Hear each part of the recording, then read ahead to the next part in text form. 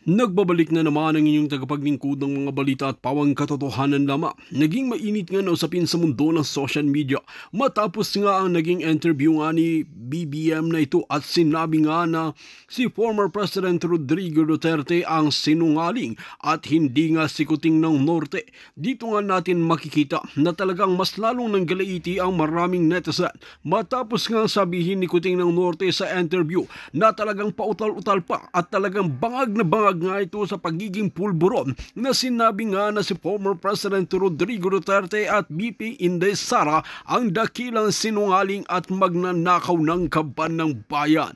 Dito nga natin mapapansin na talagang wala nang magawang matino itong si Kuting ng Norte na ito. Kaya naman talagang maraming netizen ang nanggalaiti sa galit at talagang sumisigaw ng tamang hustisya. Mas lalong nanggalaiti ang maraming netizen nang sinabi ni Kuting ng Norte na si former President Rodrigo Duterte ang sinungaling at hindi nga si Kuting ng Norte. Dito nga natin mapapansin na sinabi ng isang netizen na magkaroon tayo ng audit at ipakita natin ang mga resibo kung saan napunta ang budget ng bansa natin. Kung makikita natin, mas marami pang ang utang ngayon ang bansa natin, ngunit wala naman nagagawa. Hindi gaya nung kapanahunan ni former President Rodrigo Duterte na marami nang nagawa at natapos, ngunit wala masyadong utang ang bansa natin. Samantala, itong si Kuting ng Norte, magtatatlong taon pa lamang ay napakalaki na agad ng utang ng bansa natin. Well mga kaibigan, para nga sa karagdagang impormasyon, panoorin nga natin ang buong video. At kung bago ka lamang sa akin channel, huwag kalimutan i-click ang subscribe button at notification bell para lagi kang updated sa ating mga bagong video. At para sa solid viewers natin dyan, maraming salamat sa walang sawang pagsuporta. Walang hiya itong bangag na administrasyon na ito. Dahil nga dito sa ating budget 2025. Alright, so alam nyo na binukelya na yung bicameral report na kung saan ay blanco nga ang mga items o line items na kung saan minagic na naman yan ni Liza Tanas. Mamaya pupunta tayo kay Liza Tanas. Kasi ang punot dulo nito, hindi pa kasi kayo nagigising lahat. Ewan ko ba sa inyo? O gising na gising kayo dahil nakapulburon ba kayo katulad ni bangag lang. So walang iba, ang punot dulo ng lahat ng kahirapan ninyo dyan sa Pilipinas ay ang bangag, syempre, at ang kanyang asawang kidnapper. Okay, si Liza kidnapper.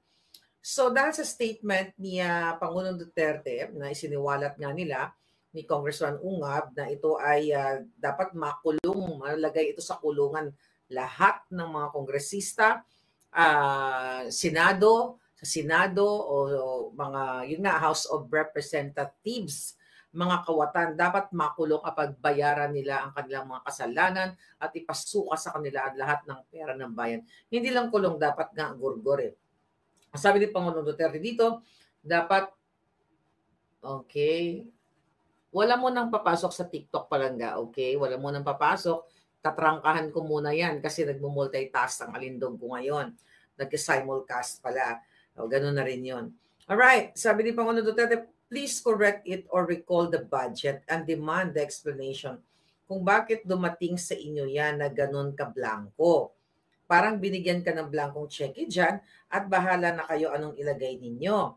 Tapos actually, it took like 2 araw pa ba bago pinalipas pa nila yung 2 araw pa yata o mahigit 1 araw mahigit. Tama ba ako? Ayan, comment na kayo dyan. Pati ko na konti yung mga alindog nyo. Alright, just comment lang mamaya, babasahin natin yan mga palangga.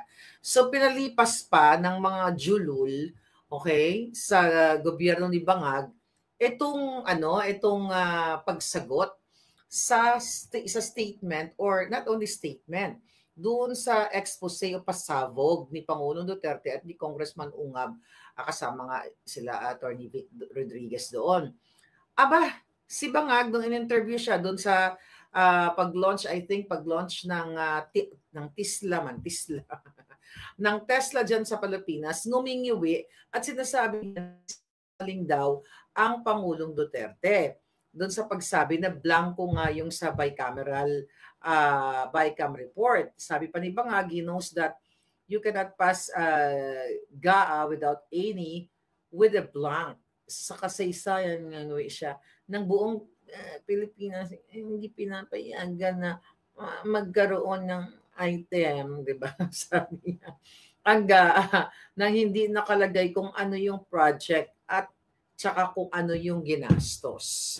Alright, so pinaliwanag yan ni Attorney Vic, pinaliwanag ni Kong Ungab, pinaliwanag ng mga magagaling na mga abogado na ang tinutukoy ng ating mahal na Pangulong Duterte ay hindi naman yung GAA itself, kundi ang bicameral report, 'di ba? Pero alam mo, pareho lang din yun eh. Kasi nga, sa ating mga hindi naman abogado, sa ating mga simpleng pagkakaintindi, saan ba nag-uugat? Saan ba nanggaling yung GAA? Okay? Galing nga dun sa resulta doon sa bicameral. Mamaya isa-isahin natin kung paano ba yan, shoutout sa mga palangga ko sa TikTok. I-share ninyo. Kailangan mag 2 billion views. Anyway, alam naman natin na itong buwaka ng Inang Marcos Jr. na ito, matagal na dapat itong nakapantay ang paa niya dahil addictus beneficus. Dapat nga nakabartolina yan eh. Sa ginawa niyang pagnanakaw, simula pa nung magulang niya hanggang sa ngayon, hanggang sa kaduluduluhan ng hininga nila, ay ang nilalamo nila, 10 ng pamilya nila at ng kanilang mga kaapu-apuhan ay nakaw sa bayan. Alright? Ayun, may nanonood ba sa atin? Kala ko, isa lang ang nanonood sa akin. Nalungkot naman ako. Kala ko, iniwan nyo na si Lola. Okay, mga palangga. Sa kaduluduluhan, pati lahat, itong pamilyang itong Araneta, Marcos, Romualdez, Tambaloslos ko, lahat ng mga hayop kayo sa Congress, mga jutang genemis kayo, hindi pa kayo kunin ng lupa, alam naman ninyo na mga kawatan kayong lahat. Okay? Lahat ng kawatan. Kung hindi ka kawatan, di exempted ka. Okay? Ngayon, mga kababayan, daan muna tayo sa basic. Alright? So, sa ating mga simpleng mga mamamayan, di ba? Kailangan malaman natin kung paano ba pinoproseso ang budget ng Pilipinas ng buong pangkalahatan. So ito ay nanggagaling nga ito sa executive branch na kung saan diyan sa appointee ni Bangag diyan sa DBM.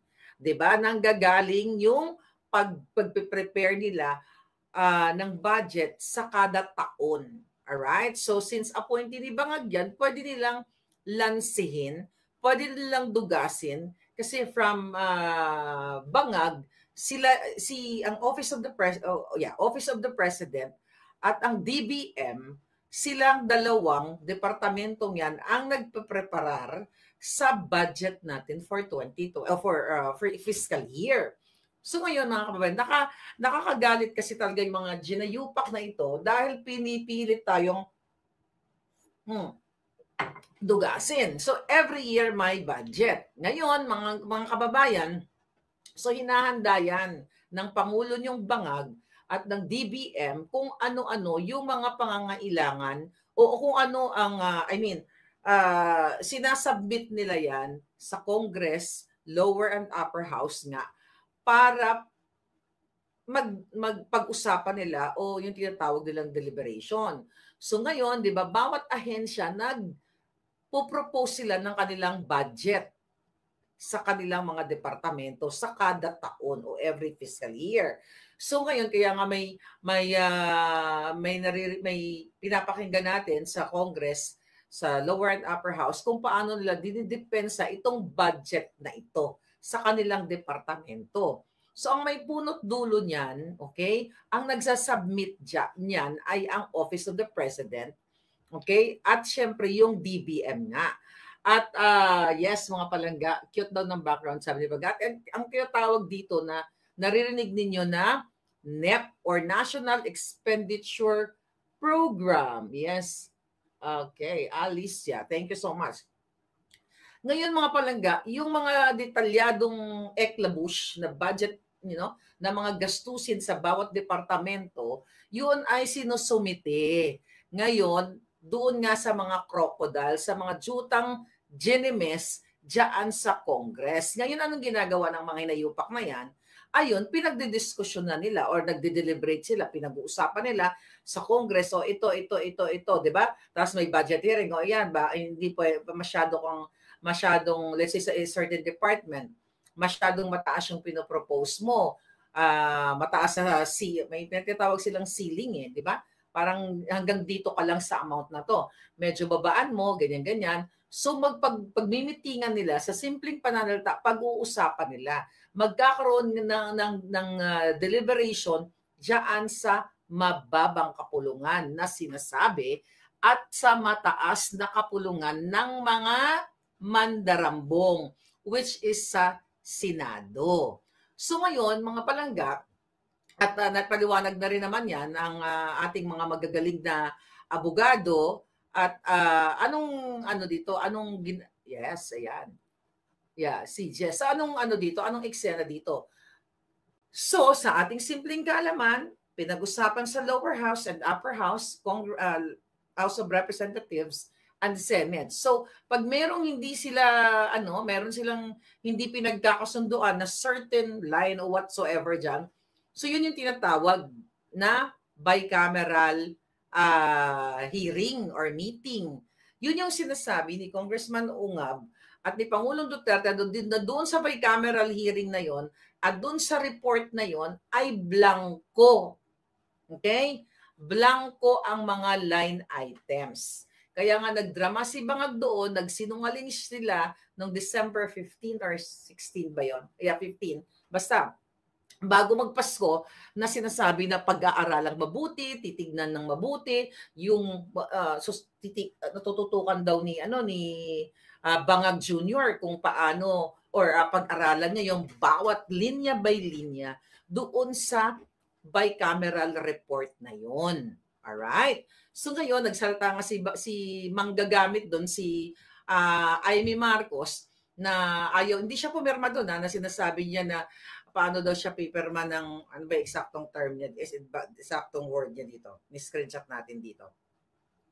Ang sabi ng hitad, alright, December 18, dumating ang sabi niya, masyadong malalim ang Tagalog, dumating ang December 11, ang petsa ng pangalawa at huling BICAM meeting. Uulitin ko po ang ikalawa at huling meeting nitong BICAM na ito. Minabuti kong hanapin ang mga papeles at dokumento bago sana magsalita at magbigay ng anumang reaksyon. Ngunit sa kasamaang palad hanggang ngayon, lahat kami ay nangangapa sa dilim. Itong daming drama nitong Jutang Genemes na mga eksenang ito Walang mga detalye o paliwanag ni walang konkretong numero. Ang tanging hawak ko ay ilang datos ng DSWD na tila nilapastangan. Sabay ang PhilHealth, sabay na rin ang DepEd. Kaya't sa kabila ng pagnanais kong makisama, hindi ako pumipirma sa kahit anong papel hinggil sa BICAM report na yan. At nagsusulong magbawas ng pera sa mga lehitimong proyekto para lamang ipasok ang AKAP. Lakihan ng labis-labis ang MAIP at pagpiestahan ang DPWH. Paano naman ako pipirma sa blankong kulang-kulang na papel? So ito'y confirmation actually dun sa statement, sa revelation or expose ni Congressman Ungab at ni Pangulong Duterte. Sabi ni Amy Marcos, sa hindi ba lamang dahilan ni wala akong natanggap na kahit anong tugon, hindi pinakinggan ang aking pakiusap. Di ba binoljak natin siya nung time na yan? Sabi ko na presidente ang kapatid mo, wala kang alam, wala kang hawak na papel, ganyan-ganyan, drama-drama. Ngayon, mga palangga, alam na natin na itong pamilyang ito, puro kaletsihan, puro kasinungalingan. Now, ito ang eksena ngayon. Okay? Hindi sinagot ng mga nakapirmang mga Jutang Genemes. Okay? Nasa na yon? Ng mga senador na yun. Sino ba yung mga nakapirma doon? For sure, ang iba sa inyo, alam nyo na kung sino yung mga pumirma doon, di ba? Andun tingnan lang natin para sa kapayapaan ng bayan. Alright, so ito ang, buti nakabalik na yung TikTok ko Okay, go. Okay, here we go again. Okay, sino bang pumirma dito na mga hitad? Tandaan nyo itong mga pumirma, mga pangalan na ito sa bicameral report. Okay, dito sa bicameral report, ang pumirma ay si Grace po, si Cynthia Villar, si Win Gatchalian, syempre, itong Jutang Ginemes na nag-file sa akin ng Casey Elizalde ko, okay, nakawatan, ayan, si Dong Gonzales, yung JG Suarez, ito yung mga huwad committee, mga tuwad committee, mga huwad na dapat ipakain sa buhaya, yung mga Jutang Ginemes na yan. Si Dalipe, si Asidre, si Neptali Gonzales. Okay? Sino-sino pa? Kasama dito si, sino to mga to? Joboy Aquino, ang bantot ng pangalan. Joboy, si Bonggalon o Bonggalon. Itong si Akop, ayan, kilala niyo man yung hinayupak na yan. Si Madrona, si Libanan, o si Senator Tolentino, si Jinggoy Estrada, at Jinggoy Estrada, si Escudero syempre, at itong si Joel Villanueva, si Zubiri, at si Mark Villar. Okay, I hope wala akong nakaligtaan, ano.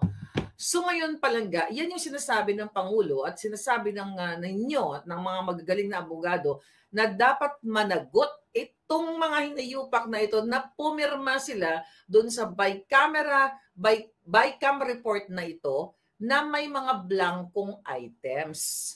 Ako nga ang pagkakaintindi ko dito, no, sa simpleng pagkakaunawa natin, na itong report na ito yung grounds, di ba sinabi natin kagabi?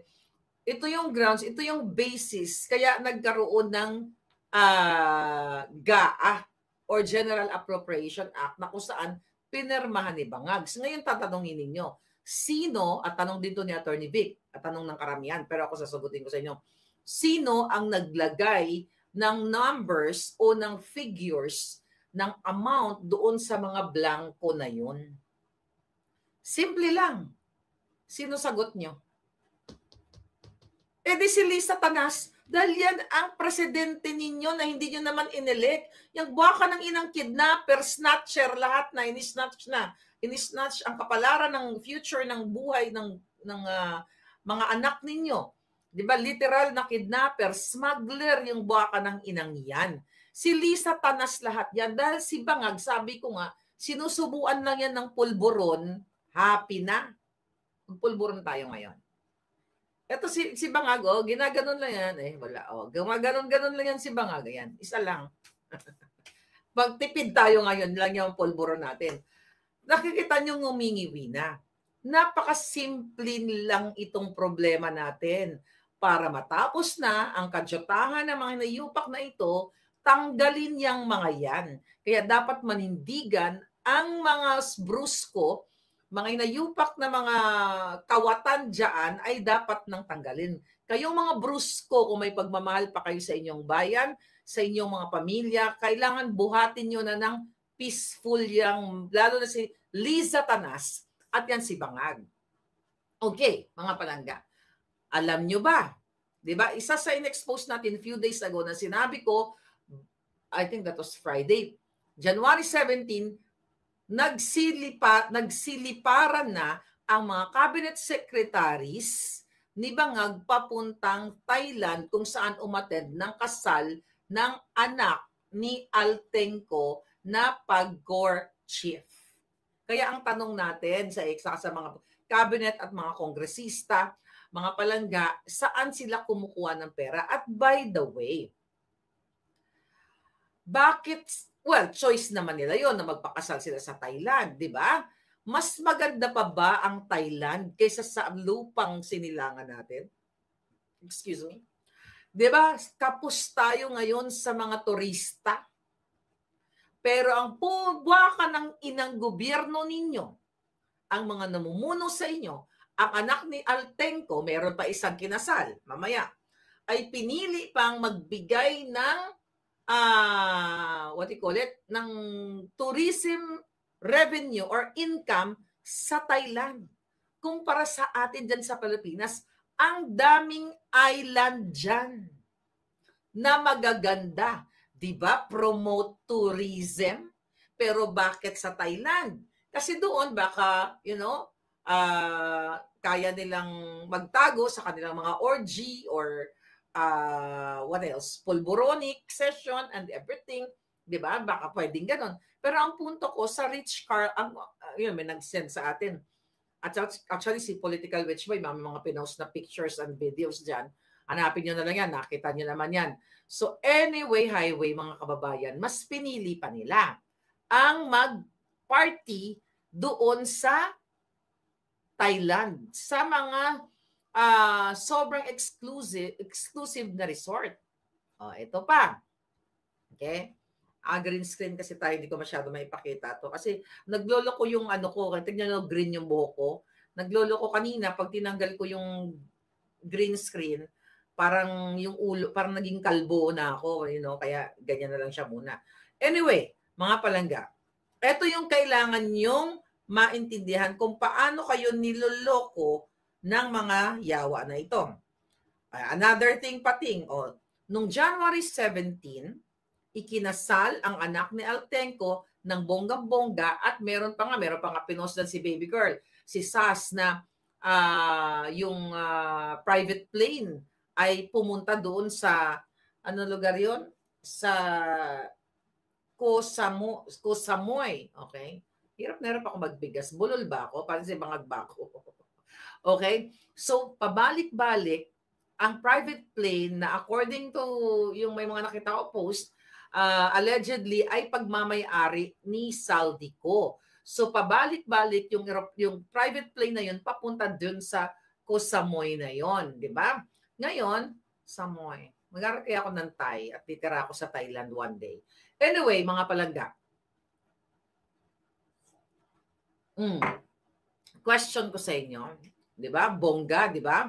At nandoon si Liza Tanas. Nagkamali ba ang ating mga puting ahas? Excuse me. Never nagkamali ang ating puting ahas. So tumpak, plangak, puntahan nyo ang Political Witch Boy Revamp. Nandoon ang video ni Liza Tanas na nagpa-party-party doon sa Thailand. Doon sa island na kung saan umiinom ng alak na naman, lumalaklak o nagpupulburon. Then, itong congresswoman na si Mika, okay, Swansing, okay, kinasal naman ito sa the Apurba Kempinski Valley. Nag-check-in na kami dito. Mahal doon. Alright? Dito pala ito. Yes. I've been here in this place. The Apurba, 2 years ago, di ba? Alam niyo yon. So, doon kinasal ang Gaga. Sino ito? Ayan Nap. Welcome to our wedding. Nap and Mika Swansing. Tignan na ipapakita natin. Nakita niyo yan? Ayan, layo natin. Ay, ba't ganyan? Okay, ayan tingnan natin yung picture. Ewan ko sino to. At sino ang nandoon? Nandoon si Tambaloslos at saka si Ralph Recto. Ayan, ito picture nila. May nag-send sa atin. Nakita nyo? Ayan, okay. Basta post na lang natin ito mamaya. Ano yung punto natin dito? Habang kayo dyan sa Pilipinas, ay hirap na hirap, ulitin natin, hirap magbayad ng mga bills, hirap makabili ng masarap na pagkain, hindi kayo makabakasyon ng local, yung mga jutang ginimis na cabinet secretaries, mga politiko, ini-enjoy ang pera ninyo.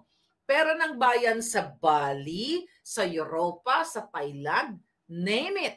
Samantalang kayo, ayaw niyong makialam sa usaping politika kasi political ako, ayaw ko ng ganyan, mag-showbiz na lang ako. Pero hindi niyo alam, syempre hindi kayo kasali dyan mga palangga ko, hindi niyo alam na sa bawat hininga ng buhay niyo, bawat segundo, dapat makialam kayo sa usaping politika.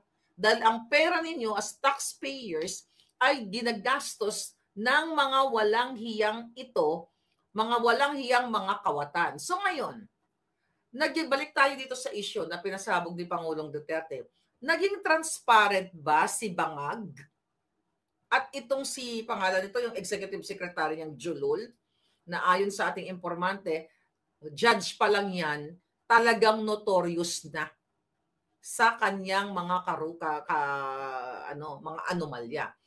So, mga palangga, kung kitang-kita ninyo na never naman nilang dinibunk na yung sinasabing bicameral report ay blanco yun at ginigit nila yung gaa daw, wala daw, kompleto daw yun at nandoon daw yun sa DBM Chuchu website, Pero mga palangga, magtataka ka. Bakit si Bangag ay ngumingiwi sa katatanggol dito? Kasi ang sinasabi ng Pangulo at ni Congressman Ungab ay at ni Attorney Vic, I forgot the name yung isa. Attorney Vic Rodriguez, na dapat managot itong mga senators and Congress representatives dahil lalo na yung pumirma, okay? Ito may mga Indian na pinadala si Lisa Panas dito sa ano na to. Dito sa TikTok na to. Kaya minsan nakakaloka to eh. So anyway, dapat managot sila. Dahil ang tunay na fake news ay ang gobyerno ni Marcos Jr. Sila ang tunay na fake news. Ginagago na kayo. Nagsalita na nga mga business sector eh. Na nagsalita sila na anong sinasabi dito? Ng mga lolo nyo. Alright. Okay. Katulad dito. 3 days ago. I think before nag-expose si Pangulong Duterte. Alright? Galing ito sa bilyonaryo. Si Apa Ongpin. Sino ba to si Apa Ongpin? Si Apa Ongpin, di ba singer ito? Artista ba to dati?